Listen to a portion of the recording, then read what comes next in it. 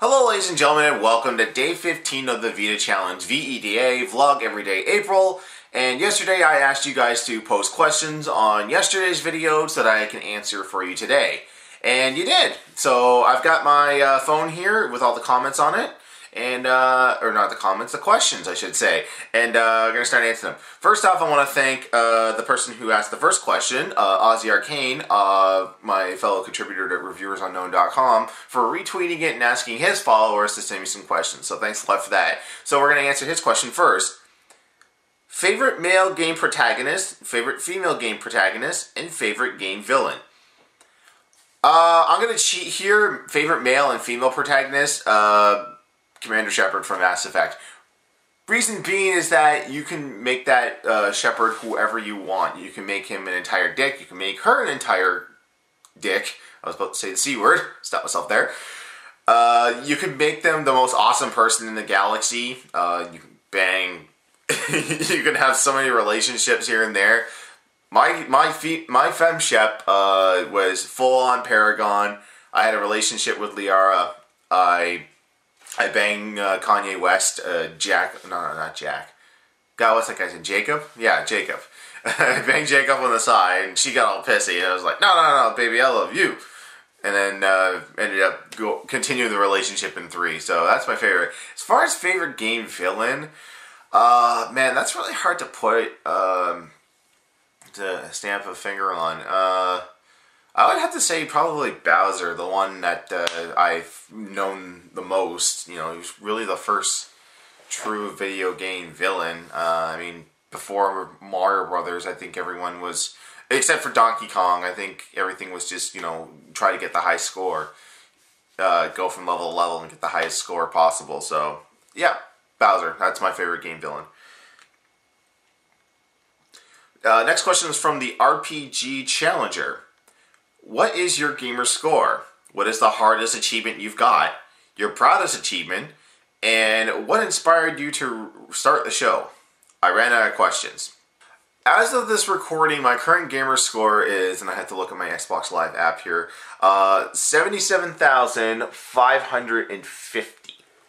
Not really that too impressive a number when you consider other people have like up into the 100,000s to 300,000s. But I just don't have all that much spare time and money to go out and buy, you know, a whole lot of easy 1,000-point games like that. The hardest achievement I ever got was Seriously 2.0 in Gears of War 2. That one requires you to kill 100,000 enemies. That's across campaign and multiplayer. The trick is you, in order to get that, and I was up to around 10,000 kills already.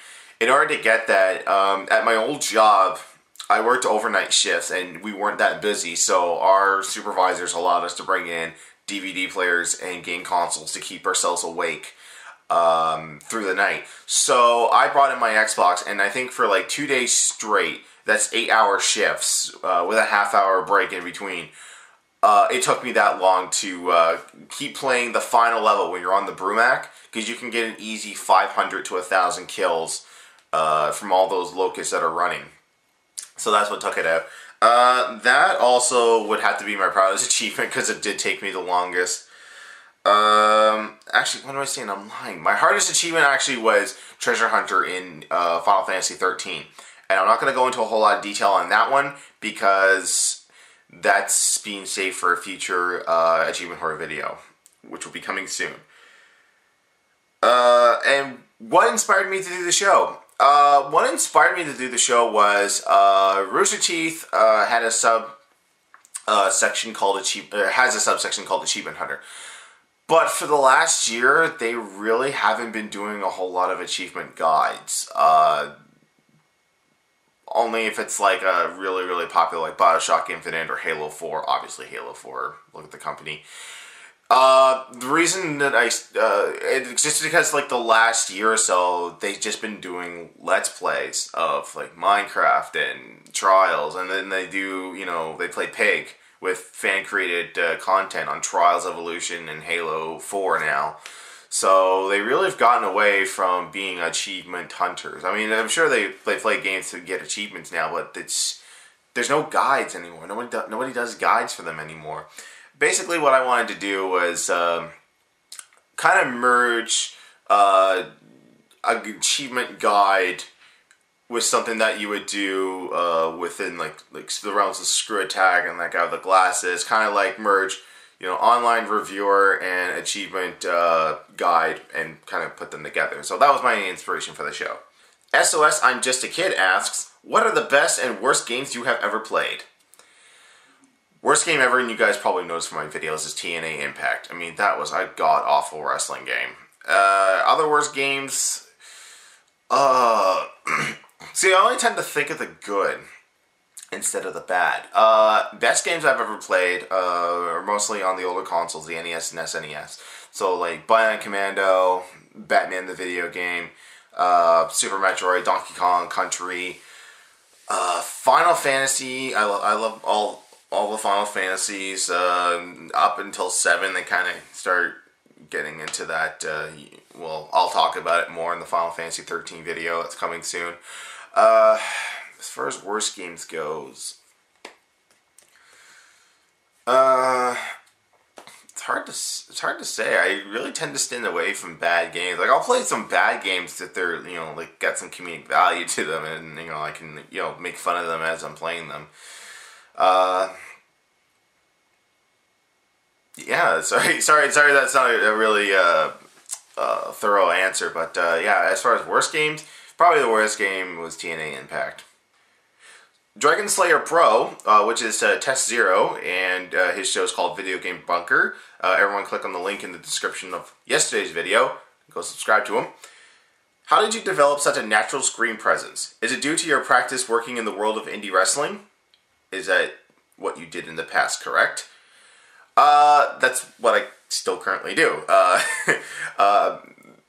As far as a screen presence, I don't know if I have that great a screen presence. But if I was to pin anything, I would say, and this is completely contrary to how I was growing up. Growing up, I was a very, very, very shy person. I mean, younger me would never even think of turning on a camera and talking to people on the internet and editing shows and all that.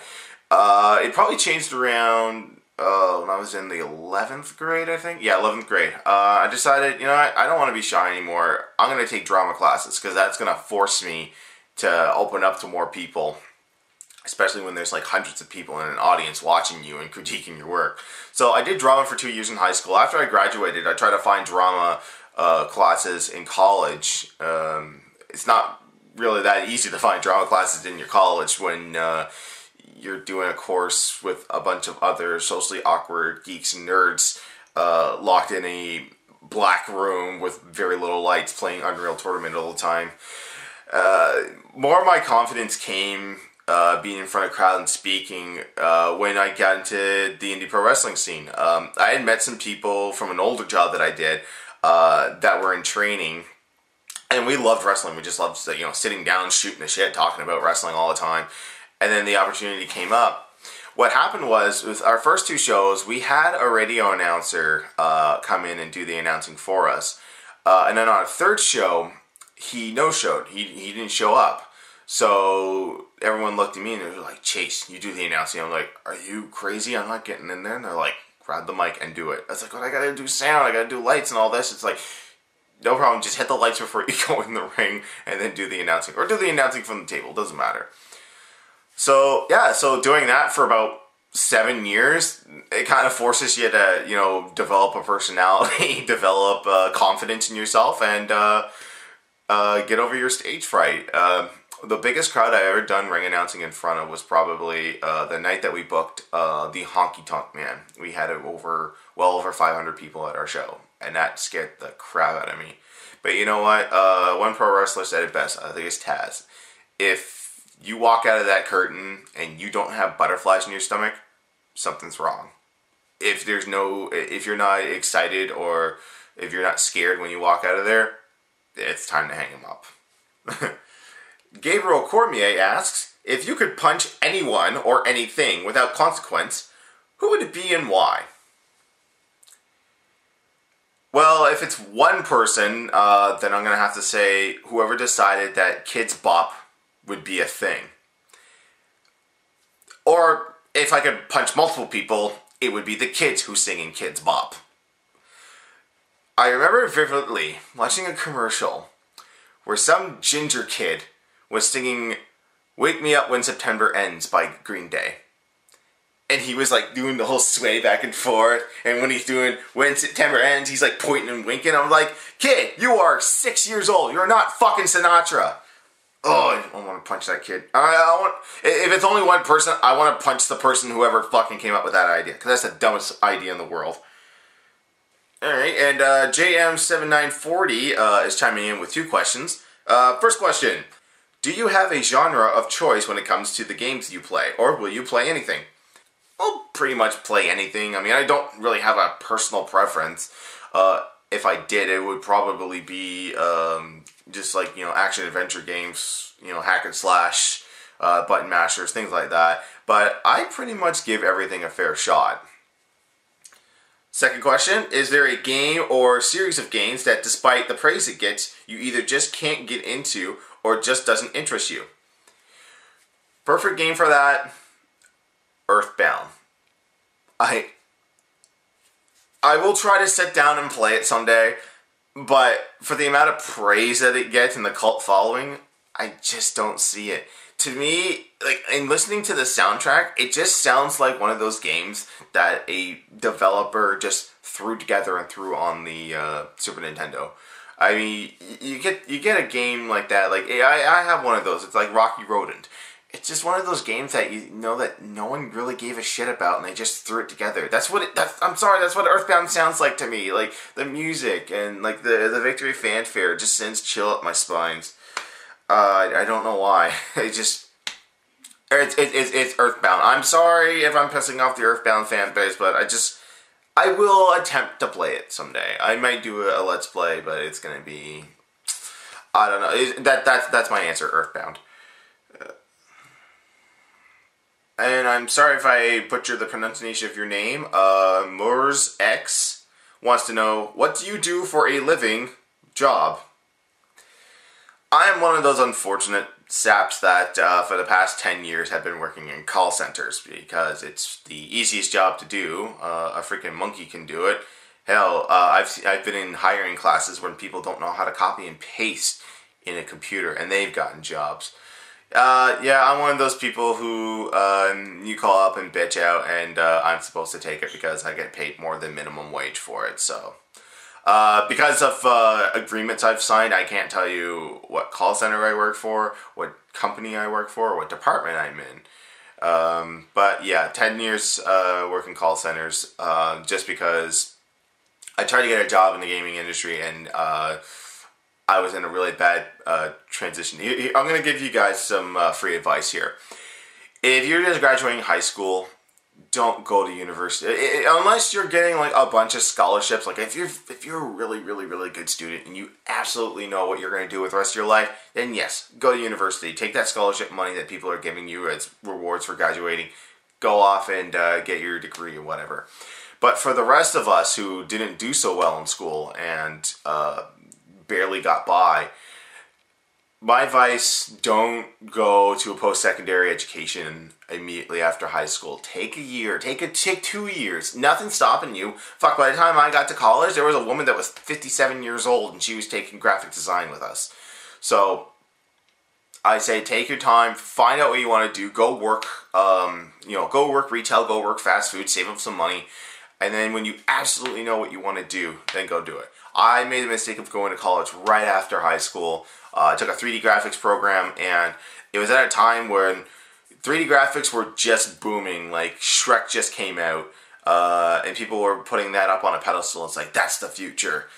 And then I'm working on a video game with 3 other people, and then the PS2 comes out.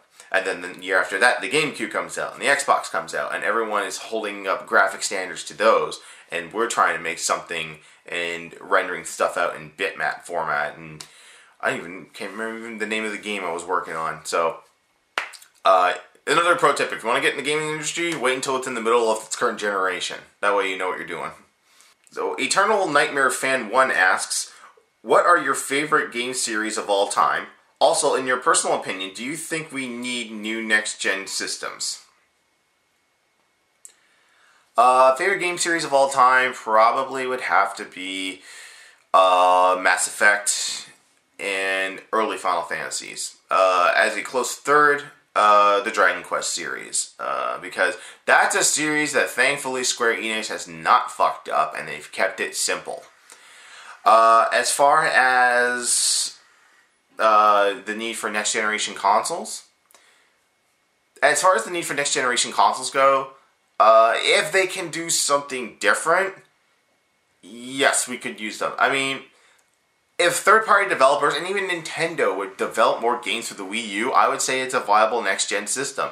I mean, it's not next-generation as far as graphics goes, but graphics aren't everything. Like, I'm sorry, that guy from, the guy who made Heavy Rain and who's making that Ellen Page simulator, graphics aren't everything. It's like, I don't care if you can show every little facial expression on a person. I mean, if the story's not good, if the gameplay's not good, I don't care how pretty Ellen Page looks in your game. I'm not going to play it. I like how PlayStation 4 is doing like the social aspect, like, you know, being able to share with the touch of a button instead of having to go through different apps to put stuff on Facebook and YouTube and all that. And it'd be interesting to see how their streaming service goes with their partnership with Ustream. I'm more excited actually with Xbox and the fact that Twitch app is finally going to be coming, because I like to watch people stream on a big screen in the background while I do other stuff, so that's going to be awesome. As far as what the plans for the next Xbox are going to be, as long as it's not always online DRM, because over the weekend Xbox Live went down, barely anyone could log on, so that's another good argument as to why your service should not be always online. Okay, so Ojonix decided to rock the vote and put about 10 questions on here. I'm going to just cross out the ones that I've already answered. Or, you know what, I'll just machine gun these through. I won't do a whole lot of explanation. So, question number 1. What was your first game? Snafu on Intellivision. Your favorite game and still is today? Bionic Commando on the NES. Your most hated game? TNA Impact.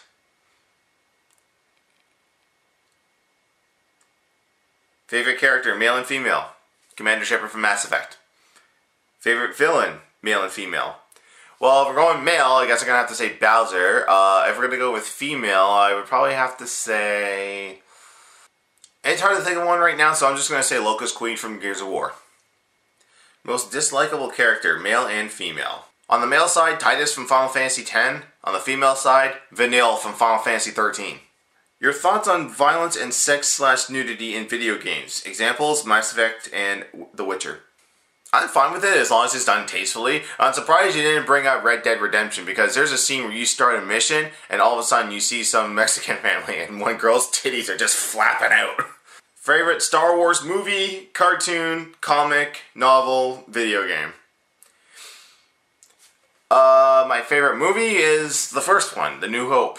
Favorite cartoon was the Cartoon Network Clone Wars. Not the 3D animated crap, the one that was made by the guys that did Samurai Jack. I haven't read most Star Wars comics or novels, sorry. As far as video game, I'm going to cheat and say the entire Super Star Wars trilogy on the Super Nintendo. Those are awesome. Thoughts on the next gen? Go rewind to the last question. If a video game crash did happen, do you think games will be over or someone will revive it like Nintendo before? In my opinion, if the video game crash does happen, let's get holodeck technology working. Let's make holograms. Or hell, let's get virtual reality back off the ground. I mean, virtual reality, as long as you can make like the headsets, like the way that we have like technology now and like LED screens like this, and I mean, you could so do virtual reality. I think we're light years away from getting holodecks, but yeah, I think if a crash does happen, the notion of playing a video game with a controller and buttons, that's pretty much going to go out the window. I mean, if the crash does happen, we've got hundreds of thousands and almost millions of different video game titles that we can play. As long as someone can, you know, do some self-preservation and we'll have readily access to all these games, we should be okay. And the final question of the day comes from General Roxas. You play fighting games? I do play fighting games. In fact, as far as genres go, that's probably the most games I own for that particular genre. I own maybe like 10 different versions of Street Fighter. I own most of the Mortal Kombats. I have Final Fight on this. I have a bunch of the anthologies, so I have the Street Fighter Anniversary Collection, I have the Street Fighter Alpha Anthology, I have the King of Fighters Anthology. So yeah, as far as fighting games go, I'm pretty well set. So that was all the questions that we had. Thank you guys so much for posting, and thank you all for watching. This has been day 15 of the V.E.D.A Challenge, V.E.D.A Vlog Everyday April. I'll see you tomorrow, and if you guys like what you see, be sure to subscribe, like, comment, do everything that YouTube has to offer, and I will see you guys tomorrow. Later.